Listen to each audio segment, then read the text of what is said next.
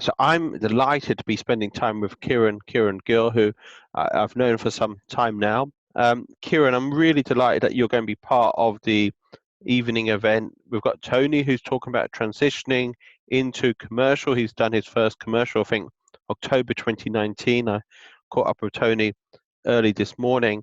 I've discussed the deal a number of times with him, and you've recently done your own commercial deal. I think it was before October. Do you just want to explain to the listeners out there a little bit about the deal? Yeah, I mean, hello, and thank you for having me on here, Brendan. Oh, thank Uh, you. yeah, so it's basically a freehold property that we bought. It's a mixed use, and it's an office, and it's kind of a deal that I learned on the property circuit. I mean, as a property sourcer, I've been looking at these kind of deals for my investors and developers. And then when this particular deal came up, it's quite local to me. And I know the area and I know the capital grows there as well. So I thought to myself, well, you know what, why don't I use this to actually test my JV relationship with a friend of mine who's been on the property circuit with me on some of the courses actually. So yeah, I mean, this property is a really cute little deal. It's a commercial shop, and basically what we've done with that is just split it in half. And So it's in West Ealing. it's in West Ealing. It's in West Ealing, and a great footfall, and also Crossrail is about 9 minutes walk from there, and also Northfields Avenue as well. So it's a great location, and the feel of the place is almost like how the Chiswick. I don't know if you know the area of Chiswick, but Yeah, very well. beautiful feel. And I would say Northfields Avenue is very similar to that. It's got very villagey kind of feel, and lovely shops, lovely restaurants, great footfall.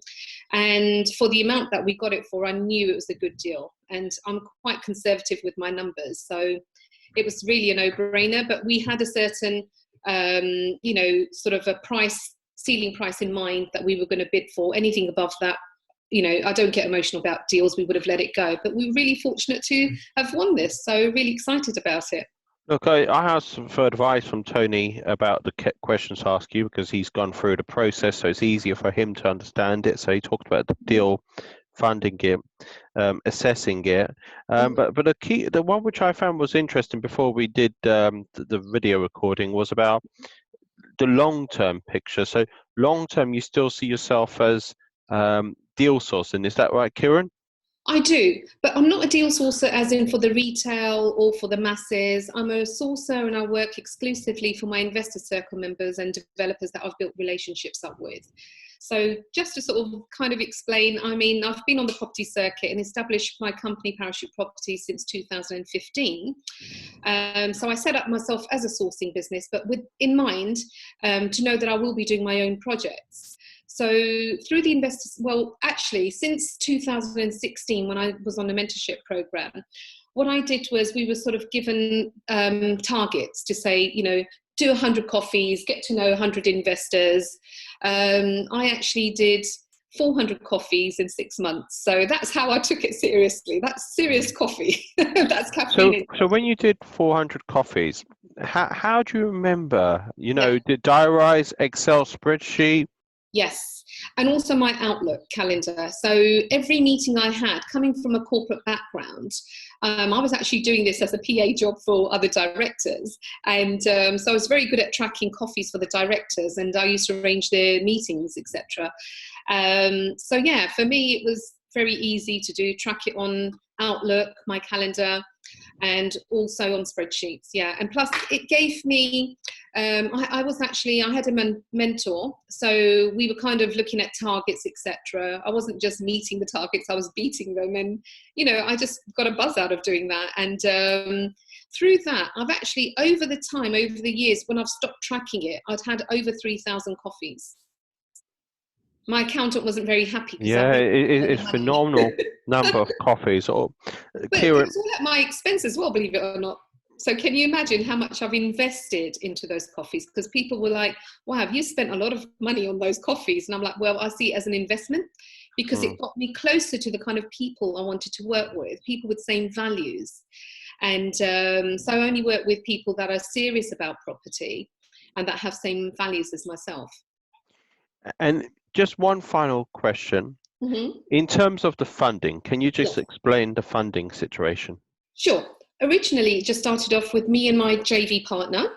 And, she'd been wanting to work with me because she was on my workshop as well. And we used to run on-site tours for our clients' projects because we've got in-house teams of builders. My husband's a builder.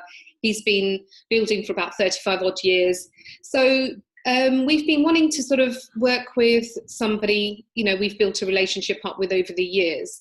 So my JV partner, her name's Susanna, she wanted to fund this deal. She wanted to work with me on this. And we thought, fine, we've got the finance sorted. So she was actually funding the deposit and then also the development cost. The in-between bit was going to be the bridging that we were going to get from Lend Invest. And that was fantastic. We got a good offer. We were going to proceed with that. Then I ended up meeting Ranjan at one of the property events at Ealing Property Meet, and I told him about the deal, and we were just talking about it, and he said, oh, actually, I'll fund that for you. And I thought, I was very chuffed. I mean, this is Ranjan, and this is his kind of style, what he does, and he's been doing it for decades. And just for him to say that was like a stamp of approval for us. We just thought that's fantastic. But I actually declined because we already had a broker on board. And we thought, you know what, well, this broker's going to lose his fees if we don't go ahead with him. And but in the end, what Ranjan was offering us was not just, matching it. He said he'll beat it, which is basically, no fees on top. And then also, he would cover us on social media and give any kind of mentorship that we needed along the way. And it was an offer hard to refuse. So I discussed it with my JV partner, and she said, it's a no-brainer, let's proceed with that. But then we both couldn't sleep because we felt the broker was going to lose his fees. So then what we decided was to pay him half the fees. It wasn't actually, the fees weren't going to come from us. They were coming directly from Lend Invest. Sure. But we decided to, pay him half the fees. And he was really chuffed. He said a lot of the time in this business, people don't do that because it's a part of the business. You don't always get paid for these fees. But so we're really, really delighted to have Ranjan on board because obviously, he runs these courses and he's known, as a top guy on these commercial to resi conversions, especially like with the shops and uppers, etc. And he's liked it so much. Not only has he decided to fund it, he's actually, showcasing it in his course material, and we're getting a lot of exposure through that. Lots of people connecting with us.